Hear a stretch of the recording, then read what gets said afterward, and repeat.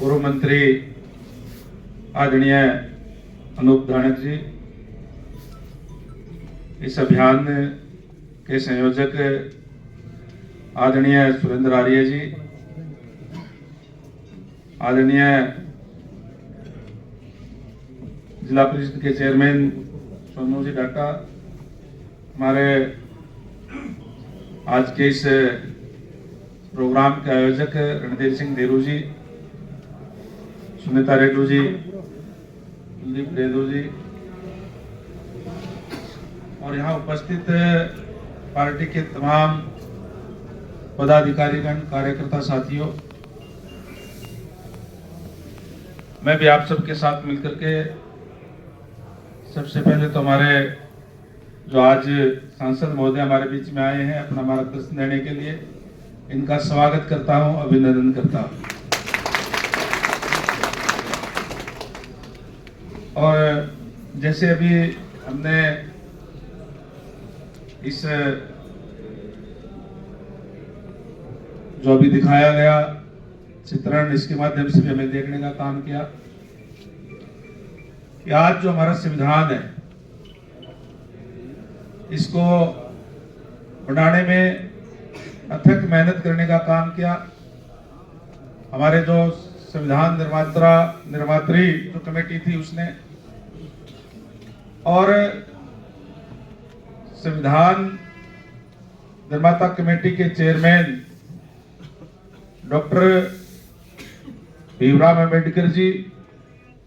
जिन्होंने अनेक देशों के संविधान को देख करके, दोहरा करके, और उनमें से जो सबसे अच्छा संविधान किस तरीके से बनाया जा सके उसमें अथक मेहनत की। इसमें लंबा समय तक, बहुत समय लगा उसके अंदर, उसका अध्ययन करने में, उसको लिखने के अंदर 2 साल 11 महीने और 18 दिन की अथक मेहनत से 26 नवंबर 1949 को ये बन करके तैयार हुआ, जिसको 26 नवंबर 1950 को देश के अंदर लागू किया गया। और आज जिस तरीके से कांग्रेस पार्टी द्वारा एक भ्रम फैलाया जा रहा है कि भारतीय जनता पार्टी की सरकार है, और जिस तरीके से हमने देखा कि लोकसभा चुनाव के अंदर भी क्या क्या बातें कही गई, संविधान की पत्रिका हाथ में लेकर के, कि भारतीय जनता पार्टी की सरकार अगर एक बार फिर बन जाएगी तो संविधान को बदलने के काम करेगी, इस तरीके का भ्रमजाल फैलाया गया। इसलिए इस संविधान गौरव दिवस अभियान का जो शुरुआत की गई है, ताकि हर आदमी को, हर एक हमारे भारतवासी को, हमारे आने वाली पीढ़ी को भी इस बात की जानकारी मिलनी चाहिए, नीचे तक हमारे कार्यकर्ताओं को जानकारी हो, फिर वो आगे जानकारी देने का काम करें कि किस तरीके से जो लोग ये कहते हैं कि हम भारतीय जनता पार्टी संविधान को बदलने का काम करेगी, उन्होंने अपने समय में किस तरीके से संविधान की धज्जियां उड़ाने का काम किया। जहां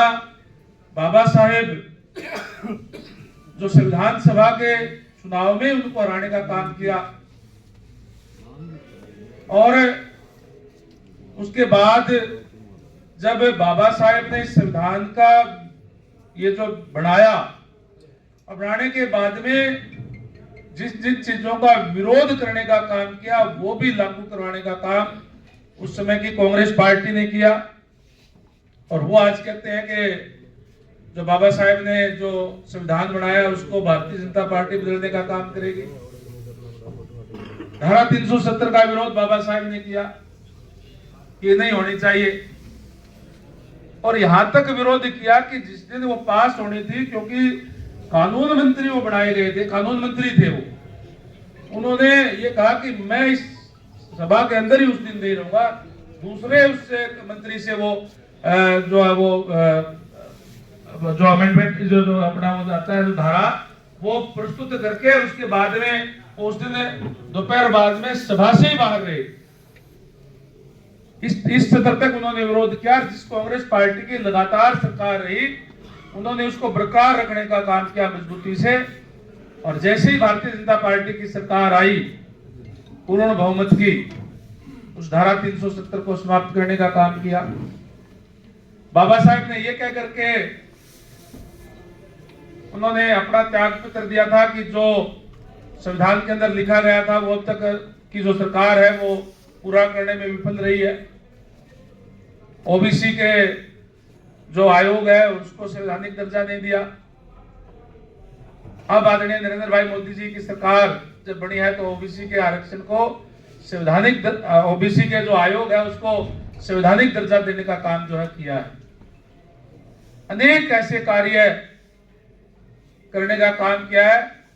जो आम जन की, अगर कहीं कोई संशोधन किया है तो इस बात के लिए किया है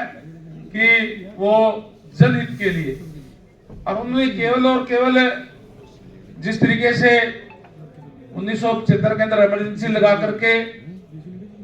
और देश में संविधान की धज्जियां उड़ाने का काम किया, इस तरीके की जुल्म और ज्यादतियां देश के ऊपर, लोगों के ऊपर करने का काम किया। विपक्षी लोगों के ऊपर शायद अंग्रेजों के समय में भी इतनी जुल्म ज्यादतियां नहीं हुई थी। तो हमें इसके बारे में सारा पता होना चाहिए कि किस तरीके से बाबा साहेब ने जो संविधान हमें बना करके दिया देश को,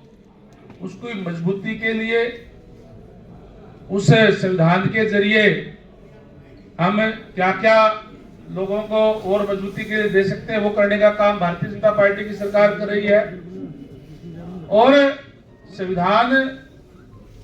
हमारे अपने लोगों द्वारा बनाया गया, जो अपने नियम कायदे जो है वो इस देश के अंदर लागू हुए। और यहाँ तक कि जो अंग्रेजों के समय में जो धाराएं थी उनको भी बदलने का काम किया है। हमारे तो हमारी अभी जो केंद्रीय गृह मंत्री जी ने जो है इसमें ला करके, पार्लियामेंट के अंदर ला करके ये जो आईपीसी जो अंग्रेजों के समय में थी उसको भी चेंज कर करके अभी अपने नाम से लागू करने का काम किया है। तो इसके बारे में सारी जानकारी होनी चाहिए। विस्तार से माननीय सांसद आपको बताने का काम करेंगे। और हमें जब जानकारी होगी तो निश्चित रूप से हम नीचे तक सारी बातें बताएंगे। हरियाणा सरकार ने भी अभी, क्योंकि जो बाबा साहेब ने आरक्षण की व्यवस्था देने का काम किया, वो इसीलिए देने का काम किया जो वंचित वर्ग के लोग हैं उनको भी उनका हक मिल सके। ऐसी तमाम चीजें जो है इस संविधान के अंदर लागू करने का काम किया। और समय समय के ऊपर उसमें अगर पब्लिक के हित के अंदर संशोधन को जो है किए जाते हैं, हमने भी अभी हरियाणा सरकार ने भी इस तरीके के कदम उठाने का काम किया है कि जो खासकर जो डिप्राइव्ड शेड्यूल कास्ट है उनकी मांग थी कि हमें अगर सरकार बढ़ती है तो 10% अलग से आरक्षण दिया जाना चाहिए। चुनाव से पहले हमने कहा था। और अभी बाबा साहेब की जो शिक्षा है उसी के ऊपर चलते हुए 10% आरक्षण डिप्राइव्ड शेड्यूल कास्ट को पहली कैबिनेट की मीटिंग के अंदर अभी दिया गया है। यानी कि सही मायने में अगर बाबा साहेब की बातों पर चलने का कोई काम करती है, उनके जो संविधान को और मजबूत करने का काम जो करती है, मजबूती से उस पर चलने का काम अगर कर रही है, तो भारतीय जनता पार्टी की सरकार, आदरणीय नरेंद्र भाई मोदी जी के नेतृत्व वाली सरकार वो कर रही है। वो सारे कदम उठाने का काम किया जिन जिन का विरोध बाबा साहेब ने उस समय में किया था, क्योंकि बहुमत उस समय सरकार का था, बहुमत के आधार पर उसको पास करवा दिया गया था। और चाहे वो धारा 370 की बात हो, 35A की बात हो, और इस बात का विरोध किया था कि एक देश दो निशान, दो प्रधान, दो विधान नहीं चलेंगे।